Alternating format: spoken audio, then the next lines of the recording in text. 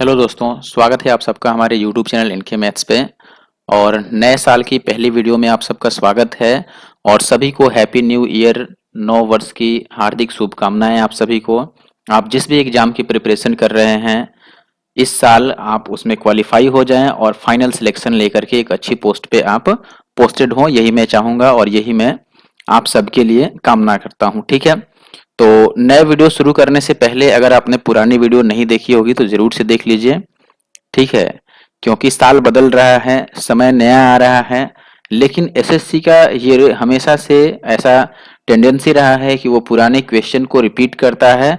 वो direct question भले ना रिपीट करे, लेकिन जिस टाइप के क्वेश्चन आते हैं वो कॉन्सेप्ट जरूर रिपीट होता है। ठीक है, तो इसलिए पुराने साल को जाने दे, लेकिन पुराने साल में जो एसएससी ने क्वेश्चन पूछ रखा है उसके सॉल्यूशन को जरूर से देखें और खुद से उस क्वेश्चन को जरूर से सॉल्व करें।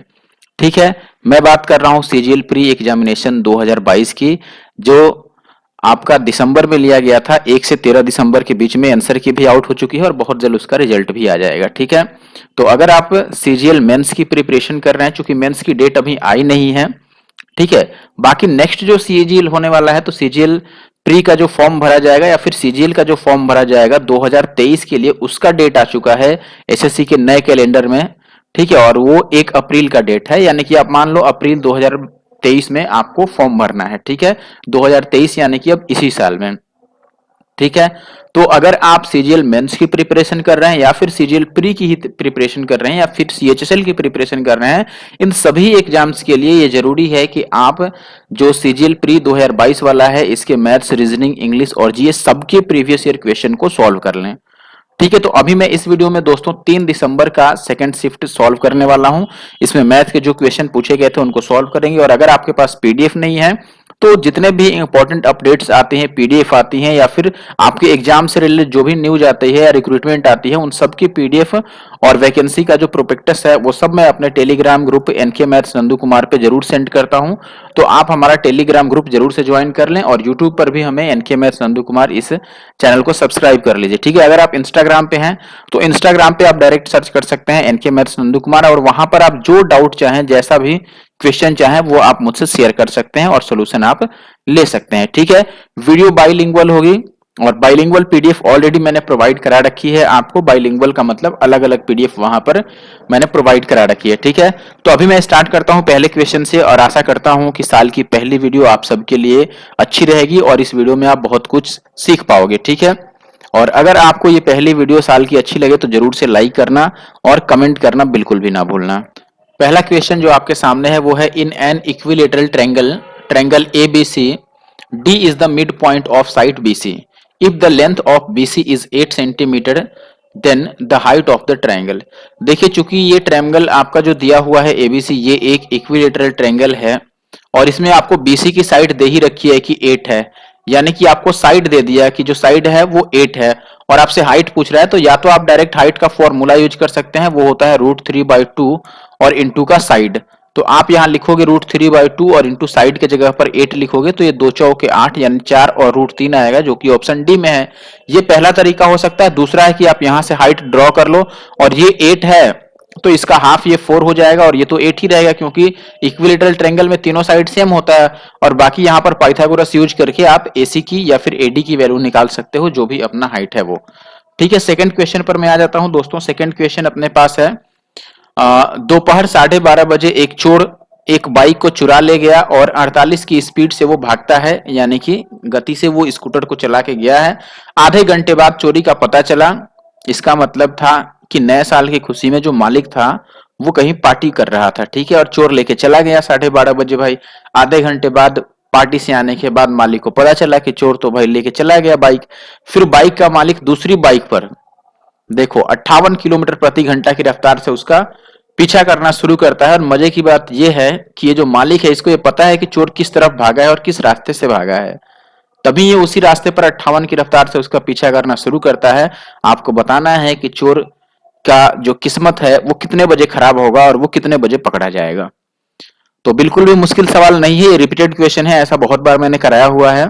सबसे पहले आपको डिस्टेंस निकालना पड़ेगा। मान लो चोर 12:30 बजे अगर भागा और वो 48 की स्पीड से भागा है और आधे घंटे तक तो वो भाग चुका है भाई, तो आधे घंटे में चोर कितना दूरी तक चला जाएगा? तो आप बोलोगे वो 48 की स्पीड से चल रहा है, तो आधे घंटे में वो जो डिस्टेंस कवर करेगा वो 24 किलोमीटर का डिस्टेंस कवर कर लेगा। और अब जब मालिक उसके पीछे जाएगा तो उसे यही 24 किलोमीटर को कवर करना पड़ेगा, ठीक है, तभी जाकर के वो उसको पकड़ पाएगा। तो अब टाइम कितना लगेगा दोस्तों? टाइम के लिए फॉर्मूला आपको पता है, डिस्टेंस बाय स्पीड। डिस्टेंस आप लिख लोगे 24 किलोमीटर, स्पीड क्या लिखोगे? क्योंकि दोनों सेम डायरेक्शन में भाग रहे हैं तो आपको इनका डिफरेंस लेना पड़ेगा स्पीड का। तो 58 और 48 में 10 का अंतर आएगा, ठीक है। तो ये कितना हो गया दोस्तों? 2 घंटे और 4/10। तो 2 घंटे ऐसे ही रहने दो और 4/10 को आप क्या करोगे? 4/10 और गुना 60 से मल्टीप्लाई करोगे तो ये 6 चौके 24 यानी 2 घंटे और 24 मिनट।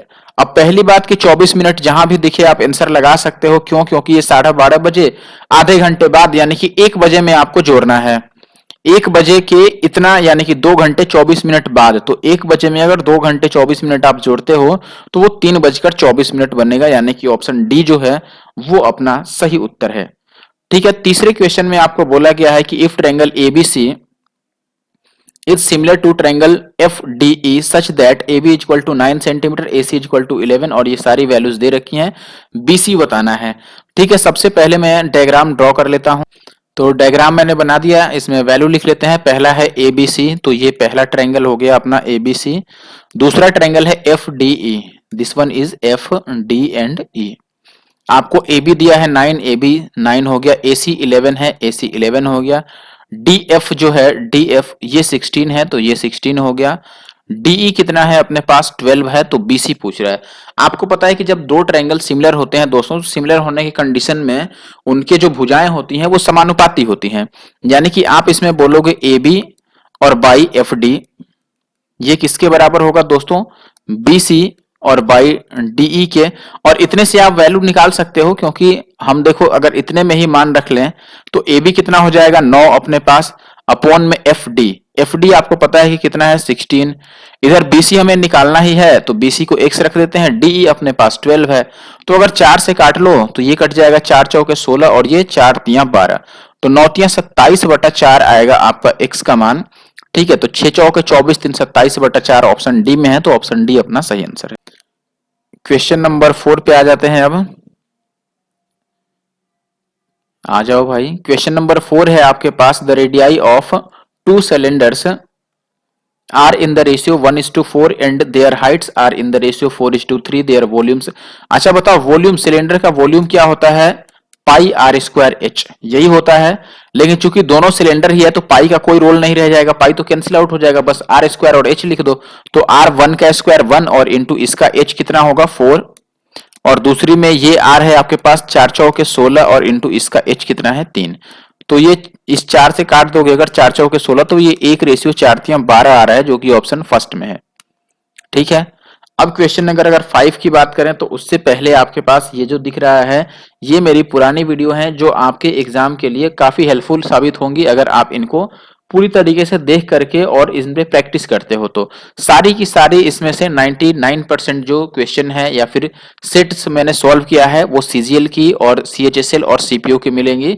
फिर कुछ आपको MTS का मिलेगा, सिलेक्शन पोस्ट का मिलेगा। जैसे देखो ये CGL 2022 यानी कि अभी जो मैं सॉल्व कर रहा हूं वो भी आपको इसी प्लेलिस्ट में मिलेगा। 2022 CGL का जो लेटेस्ट पेपर है SSC द्वारा लिया गया उसका मैथ्स का सोल्यूशन है। फिर CPO 2022 के मैथ्स का भी सोल्यूशन है। आदित्य रंजन सर की ईबुक जो नई वाली है 2.0 उसका भी सोल्यूशन है। सिलेक्शन पोस्ट लेटेस्ट पेपर है आपका फेज 10 का, इसका भी सोल्यूशन किया हुआ है। ठीक है। MTS में मात्र अभी एक ही वीडियो बन पाया था। ठीक है, ये 27 वीडियो पूरी हैं आपके CHSL एग्जाम 2021 की, जो कि अप्रैल 2022 में ली गई थी। ठीक है, तो ये भी पुराना वीडियो नहीं है, ये भी नया ही है, अभी आप जरूर से देख लीजिए। ये फिर रेलवे NTPC CBT 2 लेवल 6 जो हुआ था उसका सोल्यूशन वीडियो है। फिर ये CGL 2021 पेपर इसका भी 22 में ही हुआ है तो इसका भी सोल्यूशन पड़ा हुआ है। इसके अलावा अगर आप मेंस की प्रिपरेशन कर रहे हैं तो ये ICAR जो IARI टेक्नीशियन टायर 1 का पेपर हुआ था, ठीक है, इसको जरूर से देख के जाइए क्योंकि इसमें बहुत अच्छे लेवल के क्वेश्चन पूछे गए थे और ये डेफिनेटली आपके मेंस के लिए हेल्पफुल होने वाले हैं। ठीक है, बढ़ता हूं अब आगे। नेक्स्ट क्वेश्चन, क्वेश्चन नंबर 5 है अपने पास, x plus one by x equal to दिया है आपको 2 कॉस थीटा और cos sorry x cube plus one by x cube बतानी है। आपको ये पता है कि यहाँ जो भी गिवन रहता है अगर क्यूब निकालना है तो आपको इसका क्यूब करना पड़ेगा, यानी कि 2 कॉस थीटा का आप लिखोगे क्यूब और माइनस करोगे इन दोनों का प्रोडक्ट, यानी 3 टू जा 6 और इनटू का कॉस थीटा। ठीक है, ये 2 का क्यूब 8 बन जाएगा। ठीक है, 8 और cos cube theta minus 6 cos theta. अगर इसमें से आप 2 कॉमन ले लो तो ये बचेगा दोस्तों 4 कॉस क्यूब थीटा और माइनस 3 कॉस थीटा।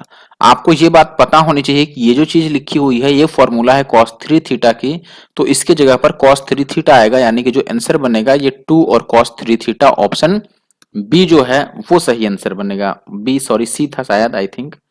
ठीक है, 2 और कॉस 3 थीटा। क्वेश्चन नंबर 6 पे आते हैं। इसमें कह रहा है कि ए और बी एक निश्चित कार्य को 6 घंटे में कर सकते हैं, तीनों मिलकर 4 घंटे में कर सकते हैं, तो सी अकेले उस काम को कितने दिन में करेगा। ये आपका नए साल का नई वीडियो की पहली होमवर्क आपके लिए है। आपको होमवर्क का आंसर कैसे करना रहता है, आप लिखते हैं हैशटैग, फिर लिखते हैं एनके मैथ्स और साथ में आप कोशिश करो कि नंदू कुमार भी लिख लो। अगर नहीं लिख पाए तो कोई बात नहीं, लेकिन हैशटैग एनके मैथ्स जरूर रहना चाहिए। फिर इसके बाद स्पेस देकर आप लिखते हो क्वेश्चन नंबर 6, फिर यहां पर अपना आंसर मार्क करते हो। ठीक है, आंसर लिखते हो और कमेंट करते हो। तो इस फॉर्मेट में आपको आंसर करना है इस क्वेश्चन का। और अब मैं बताता हूं कि पिछली वीडियो में कितने ऐसे लोग हैं और कौन कौन से वो लोग हैं जिन्होंने सही आंसर दिया है मुझे। तो अभी मैंने ओपन कर लिया है अपना कमेंट बॉक्स उसी पार्टिकुलर वीडियो की जिसकी मैं बात कर रहा था, और इसमें जो आंसर करने वाले हैं उनका मैं नाम लिख देता हूं आपको। ठीक है, एक तो है हैंडसा, ठीक है, दूसरे मनीषा शर्मा, ठीक है, फिर अपने पीएस हैं और अखिल राज, अखिल राज का भी बहुत बार आंसर आता है। फिर एन एन कश्यप, इनका भी बहुत बार आंसर आता है। ठीक है, जो रेगुलर आंसर करने वाले लोग हैं मनीषा शर्मा, हैंडसा, ये सारे रेगुलर पर्सन ही हैं जो हमेशा आंसर करते हैं। ठीक है, फिर कुमार अमित भी है, कुमार अमित मैंने सिग्नेचर ही कर दिया इनका। ठीक है, और पीयूष कुमार, ठीक है, पीयूष कुमार। ठीक है, तो ये लोग हैं और मैं आशा करता हूं कि इस वीडियो में भी ये सारे लोग और साथ में आप लोग भी जिन्होंने आंसर नहीं किया है वो सभी लोग आंसर करेंगे इस पर्टिकुलर क्वेश्चन की। ठीक है, बढ़ता हूं अब मैं आगे। नेक्स्ट क्वेश्चन नंबर 7 अपने सामने है। ठीक है, जो इसका इंस्ट्रक्शन है वो मैं नहीं पढ़ रहा हूं, मैं डायरेक्ट क्वेश्चन पर आता हूं। इंस्ट्रक्शन वैसे मैंने लिया ही नहीं है। ठीक है, फाइनल अगर आप क्वेश्चन पढ़ोगे तो ये कह रहा है कि what is the average expenditure incurred on article P and Q. P and Q का एवरेज आपको फाइंड आउट करना है। पी इसमें 70 डिग्री है और क्यू कितना है आपके पास 120 डिग्री। आप चाहो तो एवरेज ऐसे ही निकाल लो डिग्री के फॉर्मेट में ही, और डिग्री के फॉर्मेट में अगर आप एवरेज निकालोगे तो दोनों को प्लस करके आप हाफ करोगे तो ये 190 का हाफ आ जाएगा, यानी कि आएगा 95। 95 डिग्री की वैल्यू आपको निकालनी पड़ेगी। ठीक है, आपको ये पता है कि ओवरऑल ये ऐड करके कितना आएगा, जब ऐड करोगे तो ये 360 बनेगा, और ओवरऑल आपको इसमें देखना पड़ेगा कि सबकी वैल्यू मिलाकर कितनी है। टोटल 7 आइटम्स हैं, 7 आर्टिकल्स हैं, और इन सब की जो टोटल वैल्यू है यहाँ पर एक्सपेंडिचर वो है 3600। तो अगर 360 की वैल्यू 3600 है तो आपको पता है बस एक जीरो बढ़ा है, तो यहाँ भी 95 डिग्री की वैल्यू भी बस इस पे एक जीरो बढ़ेगा, यानी कि ये 950 आएगा। That is given in option D, right. Next question आपके पास जो है वो है sine to the power 4 theta plus cos to the power 4 theta in terms of sine and sine theta can be written as, यानी कि इसको आपको साइन के फॉर्मेट में ही लिखना है, कॉस को आपको यहां से हटाना होगा। ठीक है, तो देखो आपके पास एक उपाय तो ये है कि आप साइन को ऐसे रहने दो साइन 4 थीटा और कॉस को साइन में चेंज करो। कॉस को साइन में कैसे चेंज कर सकते हो, इसको आपको लिखना पड़ेगा कि ये है कॉस स्क्वायर थीटा का स्क्वायर, यही होगा। फिर आप इस देखो, अब साइन की बात तो ऐसे रहने दो, बस मैं कॉस को चेक करता हूं यहां पर। कॉस स्क्वायर को आप लिख सकते हो कि ये 1 माइनस साइन स्क्वायर थीटा है और इसका होल स्क्वायर आप कर दो। होल स्क्वायर करोगे तो ये आएगा 1 plus sign 4 theta minus 2 sine square theta. ठीक है, और ये जो प्लस पहले से एक साइन 4 थीटा लगा था इसको आप ऐसे रहने दो, फिर इसको प्लस करोगे तो आ जाएगा 2 sine 4 theta minus 2 sine square theta और प्लस का 1।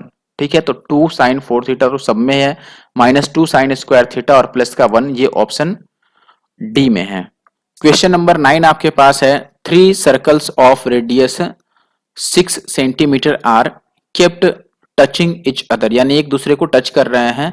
The string is tightly tied around this 3 circles, what is the length of the string. ठीक है, और ये पहले भी एसएससी में ऐसे क्वेश्चन आ चुके हैं। देखिए अब यहाँ पर मैंने 3 सेम सर्कल बना लिया है और तीनों को एक दूसरे को टच करते हुए यहाँ पर सजा दिया है। ठीक है, अब हम रबर बैंड बनाएंगे इसके चारों तरफ जो डोरी कसी हुई है।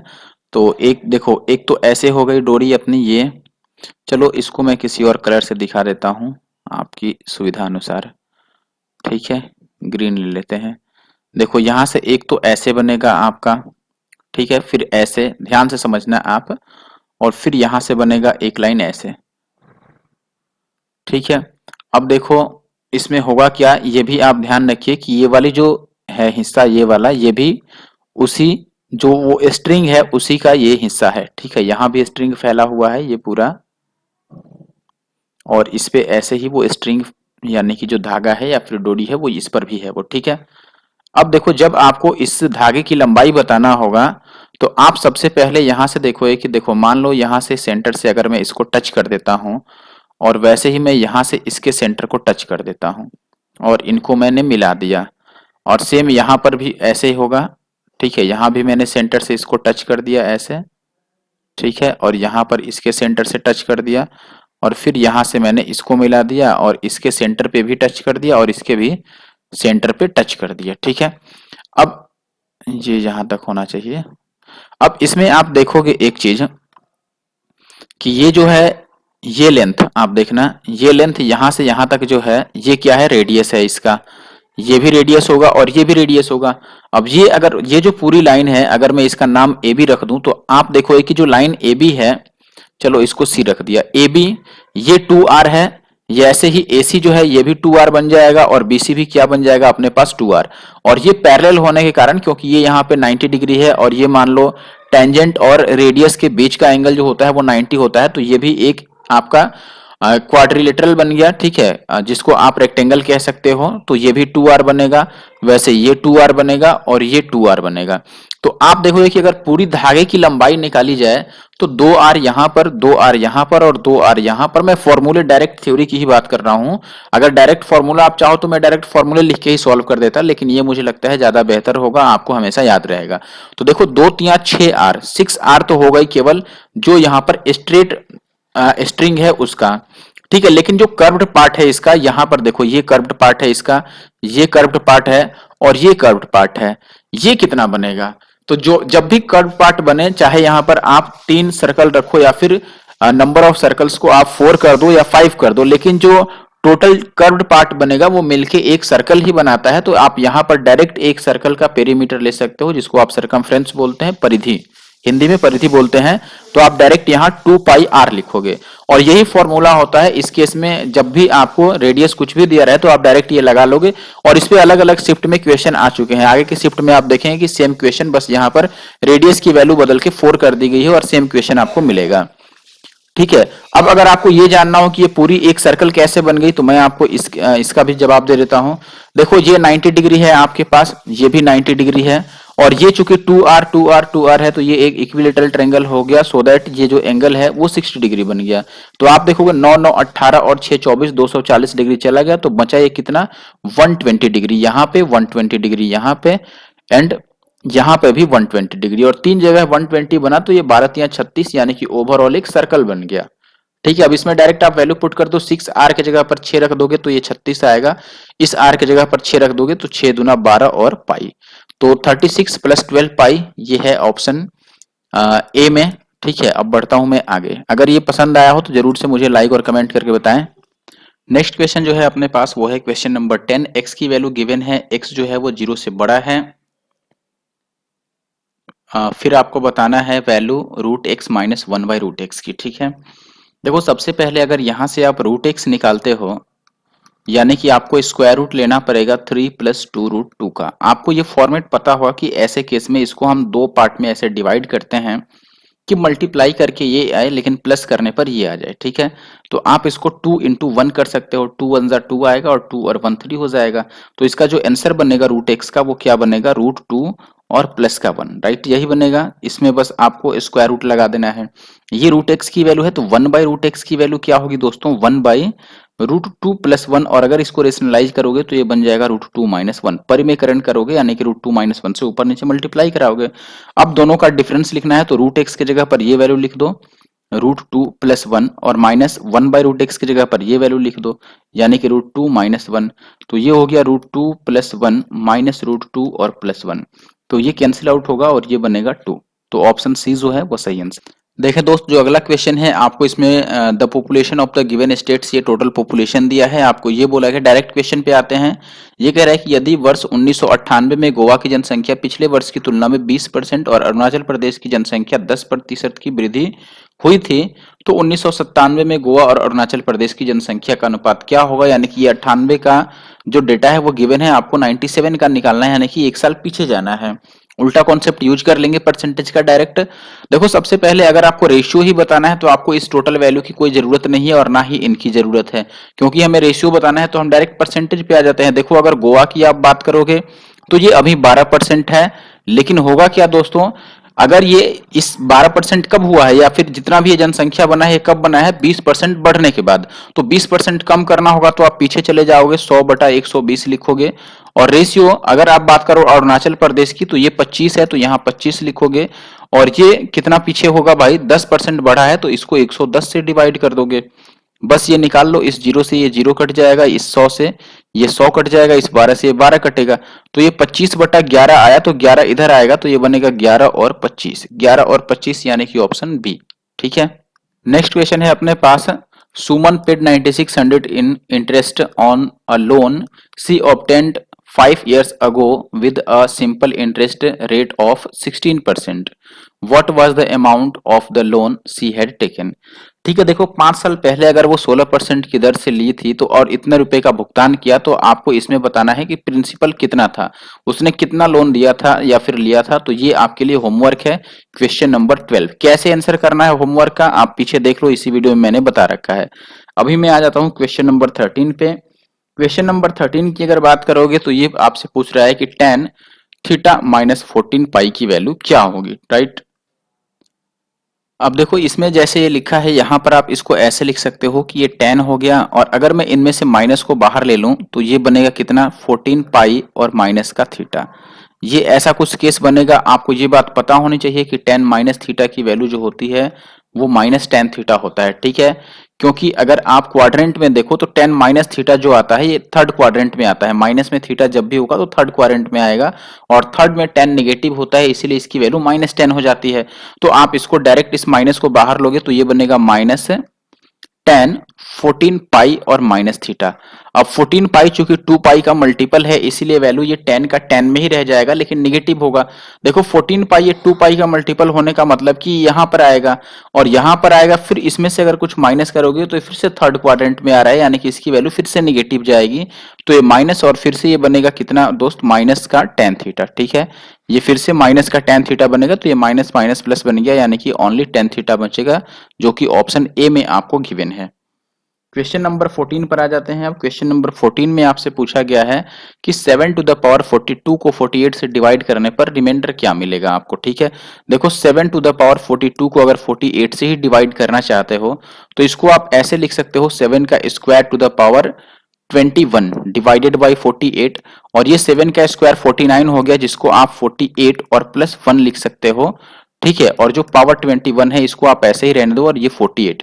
अब ये चूंकि 48 वाला तो कैंसिल आउट हो जाएगा, तो ये ऊपर बस 1 टू द पावर 21 बचेगा, जो कि 1 ही होगा, और नीचे 48 ही आएगा। अब ये जो ऊपर बचा है, अगर ये 48 से वैल्यू छोटी है तो यही रिमाइंडर हो गया, और अगर ये माइनस में रहता तो 48 में से उसको माइनस कर देते, तो 1 अपना राइट आंसर है यहाँ। अगला क्वेश्चन आपके पास है, the central angle of the sector corresponding to supply for industries. Industries यानी कि ये पेंसिल टाइप का जो कलर है, यानी कि 25% के लिए सेंट्रल एंगल बनाना है। 25% आपको पता है कि 100% के लिए जो एंगल होता है वो 360 डिग्री होता है, तो 25% का कितना होगा, ये इसका 1/4 है, तो इसका भी 1/4 4 से डिवाइड कर दो, कितना हो जाएगा, 4 से डिवाइड कर दोगे दोस्तों ये, तो 4 नेम 36 यानी कि 90 डिग्री आएगा, ऑप्शन डी। क्वेश्चन नंबर 16 की बात करें, ये कह रहा है कि number p is 15% more than 150 if k is 15% less than p, then k is equal to, यानी कि के की वैल्यू बतानी है। के पी से 15% कम है और पी जो है वो 150 से 15% अधिक है। देखो अगर मैं पी की बात करूं तो ये हो जाएगा 150, 15% अधिक कर दो 115/100, और के जो है वो इससे 15% कम है तो इसको 15% लेस कर दो, यानी कि 85/100। बस ये वैल्यू बतानी है और इसमें आपको बताना है कि अब के की वैल्यू क्या आएगी। देखो अब यहां से अगर इसको कैलकुलेट करना चाहते हो तो इसको काटने पीटने की कोई जरूरत नहीं है। ये चूंकि आप देख रहे हो कि ये 85 जो है ये 17 का मल्टीपल है, ये 23 का मल्टीपल है और ये 3 का मल्टीपल है। तो ओवरऑल आपका जो आंसर बनेगा दोस्तों वो 3 का मल्टीपल होगा, 17 का मल्टीपल होगा, 23 का। पहले 3 से चेक कर लो, ठीक है। अच्छा अगर नंबर ऑफ 5 गिनते हो तो इसमें कितना है दोस्तों, 2 बार 5 है, इसमें भी 2 बार 5 है, ये कैंसिल हो गया। और इसमें भी एक बार 5 है, एक बार 5 यहां है और 2 बार 5 यहां पर है, तो 5 ओवरऑल कैंसिल हो जाएगा। यानी कि इसका मतलब ये बनता है दोस्तों कि क्वेश्चन नंबर 16 जो है आ, एक 5 तो लेकिन रह ही गया ना, ऊपर यहाँ पर 10 भी तो है। चलो कोई बात नहीं, 3 से मल्टीपल आप ढूंढो पहले। ये 6 3 9 हटा दो और फिर ये 3 हटा दो, 4 2 6, 3 से नहीं कटा तो इसकी लुटिया गई डूब। ये 6 3 18, 5 और 2 7 और 1 8, ये भी नहीं कटा, ये 3 से कट गया, ये 6 कट गया, 8 और 1 9 कट गया, 2 और 1 3, ये कट गया है। इसको चेक कर लो, 6 6 कट ही रहा है, 4 2 6 कट ही रहा है, 5 और 1 6, ये कट ही रहा है। दो पॉसिबल वैल्यू यहां पर मिल गया। अब दोनों में से सही आंसर क्या है, इसके लिए मैं बोल रहा था आपसे कि आप नंबर ऑफ 5 काउंट कर लो, जो बच गया उसमें आप यूनिट डिजिट अब काउंट कर सकते हो या 17 का मल्टीपल चेक कर लो। यूनिट डिजिट काउंट करोगे आपको पता है कि ये जीरो तो कैंसिल आउट हो जाएगा। अब बस ये जो जीरो है इनसे डेसिमल लगेगा और कुछ नहीं, नीचे 3 जीरो बचने का मतलब कि 3 डिजिट छोड़ के डेसिमल लगेगा। आप यूनिट डिजिट चेक कर लो, ये 5 बचे 25 बचे 125, यानी लास्ट में 5 आएगा। तो इन दोनों ऑप्शन में यहीं पर लास्ट में 5 है, तो ऑप्शन डी सही होगा। नेक्स्ट क्वेश्चन पे आ जाते हैं आप, क्वेश्चन नंबर 17। क्वेश्चन नंबर 17 में एचसीएफ बताना है, तो ये होमवर्क हो गया, ये आप खुद कर लेना। ये नहीं भी आंसर बताओगे कमेंट बॉक्स में तो भी मैं मान लूंगा कि आप कर चुके हो। क्वेश्चन नंबर 18 पर आता हूं। क्वेश्चन नंबर 18 में आपसे क्या, देखो ये क्वेश्चन मैंने बहुत बार पढ़ाया है, हालांकि पहले जब मैं पेड बैचेज लेता था तब मैंने ये क्वेश्चन कराया था। जो रबर बैंड वाला एक क्वेश्चन था वो भी मैंने ज्योमेट्री में कराया था पेड में, और ये तो मैंने बहुत अच्छे से क्लियर कराया था, ठीक है। और उस टाइम पर मैंने बताया था कि पहले ये सीपीओ में आ चुका है और सीजीएल मेंस में, और इस बार देखो ये सीजीएल प्री में आ गया, ठीक है। क्वेश्चन क्या है कि हीरे को टुकड़े की कीमत, हीरे की टुकड़े की जो कीमत होती है वो उसके वेट के स्क्वायर के रेशियो में चेंज होती है, ठीक है। आपको ये कह रहा है कि रुपए का हीरा, कितने रुपए का हीरा भाई, ये छूट गया, यहाँ पर ये इतने रुपए का हीरा है, ठीक है। ये 3 टुकड़ों में काटा जाता है जिसके वजन का रेशियो इतना बनता है, तो काटने के बाद कितने का लॉस हुआ। देखो सबसे पहले आप ये समझ लो कि ये एक फाइनल हीरा है, मान लो इसको 3 अलग अलग टुकड़ों में काट दिया गया और जिसका जो वजन है वो 3 2 और 1 के रेशियो में उसका वेट आया, और जो फाइनल था वो 3 2 5 और 1 6 था फाइनल, ठीक है। जब नहीं टूटा था तो उसका वजन 6 था, जब टूट गया तो वो इस रेशियो में टूट गया। अगर मैं यहां पर पूछूं कि इसकी प्राइस कितनी थी तो आप क्या बोलोगे, प्राइस जो है वो उसके वर्ग यानी कि स्क्वायर पे डिपेंड करता है। तो 6 का स्क्वायर, यहाँ पे प्राइस 36 था, यहां प्राइस कितना होगा, तो आप बोलोगे 3 का स्क्वायर 9, 2 का स्क्वायर 4 और 1 का स्क्वायर 1 ही, यानी कि 9 4 13 और 1 14। तो कितने का लॉस आ गया आप डायरेक्ट देख सकते हो, जो प्राइस 36 था वो अब 14 रह गया, यानी कि जो टोटल लॉस है दोस्तों वो आपके पास 22 का लॉस हो गया। 4 2 6 2 और 1 3, 22 का लॉस हो गया। तो जो भी 22 की वैल्यू होगी वो आपका सही आंसर होगा। अब चूंकि 22 11 से कट रहा है तो आप डायरेक्ट चेक भी कर सकते हो कि जो भी 11 से कटेगा वो आंसर होगा, ठीक है। और अगर आप पूरा सॉल्व करना चाहते हो तो आप डायरेक्ट देख लो कि जो फाइनल प्राइस थी वो आपका 6,084 रुपए था। तो आप बोलोगे जो 36 है, पहले तो यही था ना, तो 36 की वैल्यू अगर 6,084 रुपए है तो 22 की वैल्यू क्या होगी, ठीक है।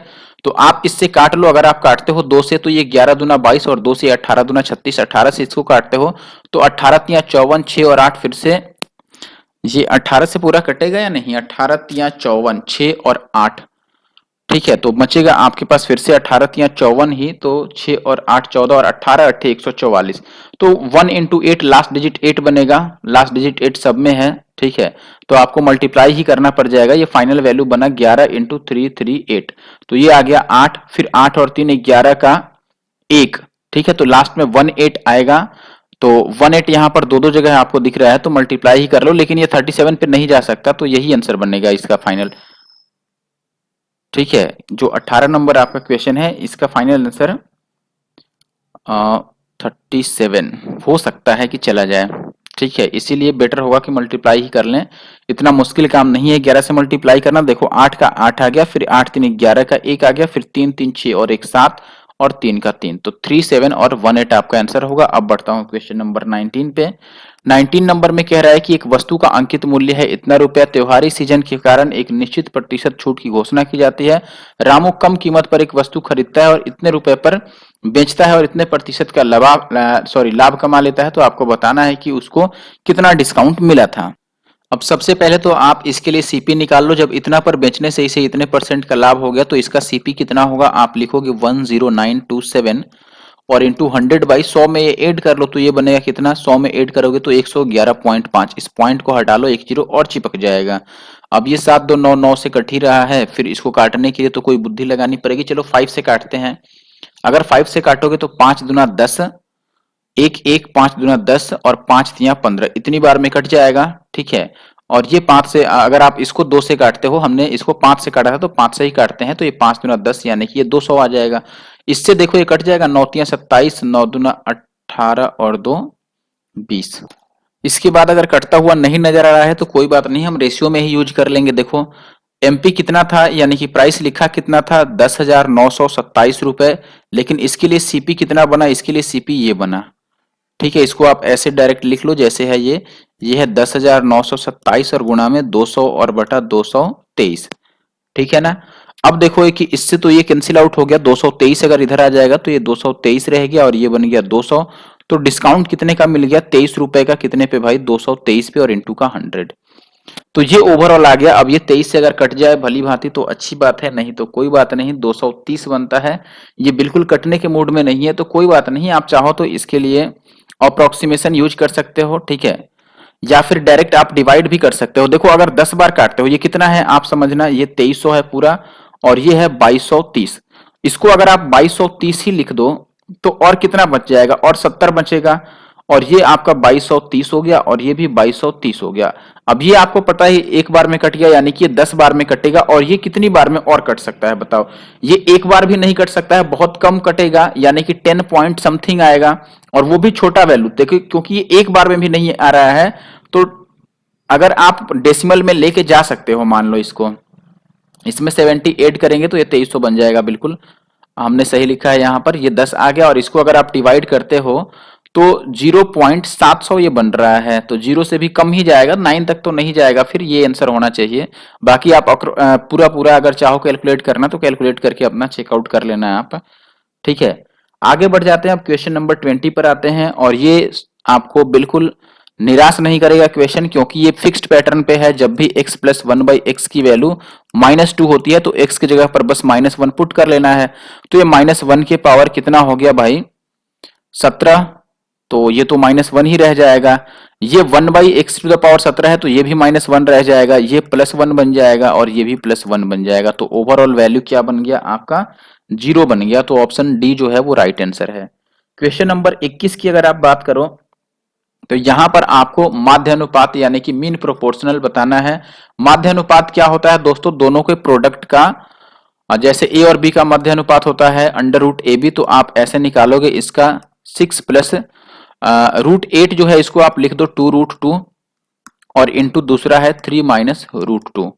तो ये ओवरऑल आपको निकालना रह गया। ठीक है, अब इसको कैसे निकालोगे, देखो आपके पास एक उपाय है कि इसमें से 2 को कॉमन ले लो तो ये बन जाएगा 3 प्लस √2 और ये 3 माइनस √2 है ही। ठीक है, अब आप देखोगे कि 2 ऐसे ही रह गया और ये a plus b into a minus b हो गया, तो ये a square minus b square, यानी कि ये बन गया अपने पास 3 तिया 9 और -2 दूना 4। ठीक है, यही आएगा ना, बिल्कुल नहीं, सही सही बिल्कुल सही पकड़े हो। क्यों, क्योंकि √2 का स्क्वायर करोगे तो बस 2 आएगा ना कि 4 आएगा। ठीक है, ये बन गया 2 और 9 में से 2 गया तो ये 7, तो 7 दूना 14 यानी कि स्क्वायर रूट 14, ऑप्शन बी सही है। क्वेश्चन नंबर 22 की बात करें तो x माइनस वाई 1 है, x square plus y square जो है वो 41 है, तो x प्लस वाई बताना है। इसका होल स्क्वायर कर लो, कोई दिक्कत नहीं होगा। ठीक है, अगर इसका होल स्क्वायर करते हो तो ये x square plus y square, या फिर चाहो आप तो हीट एंड ट्रायल भी यूज कर सकते हो, आप चाहो तो दोनों साइड स्क्वायर करके यूज कर लो, या फिर हीट एंड ट्रायल लगाना चाहो तो आप देख लो 41 के नजदीक किसका स्क्वायर है, नीचे से शुरू कर लो पहले आप। ठीक है, अगर आप ऊपर से भी शुरू करते हो मान लो, तो आप ये कहोगे कि देखो इसके बाद जो परफेक्ट स्क्वायर है ये है 49, उसमें से 8 को आपको माइनस करना पड़ेगा दोस्त। ठीक है, यानी कि अगर हम इसको ऐसे लिख लें कि जो x है दोस्तों ये 7 का स्क्वायर है, और जो y है ये -2 का स्क्वायर है, तो कोई दिक्कत नहीं होगा, 7 में से 2 जाएगा आपका। लेकिन मेन दिक्कत ये है कि अगर मैं 7 और 2 ले लूं दोस्तों, तो यहां पे माइनस करके 1 नहीं आ रहा है। ठीक है, तो कोई बात नहीं, 7 2 नहीं लेते हैं, दूसरा चीज पकड़ते हैं। अब ये हमने ऊपर का देख लिया, अब नीचे देखो एक बार कि इससे बिलो आने पर 41 से कम करने पर कौन सा नंबर परफेक्ट स्क्वायर है, तो आप बोलोगे 36 है और 25 है। 36 लोगे तो 5 बनेगा, वो परफेक्ट स्क्वायर है, नहीं तो 36 ले लो, 36 बोल रहा हूं, 25 उससे छोटा वाला। 25 में आपको 16 ऐड करना पड़ेगा। 25 किसका स्क्वायर रूट है, 5 का, तो x को आप 5 ले सकते हो और y को 4 ले सकते हो। 5 और 4 का अंतर 1 भी है, और तो 5 और 4 9 आएगा। बस जैसे मिला उसके बाद तो झट से आंसर आ जाएगा। Question number 23।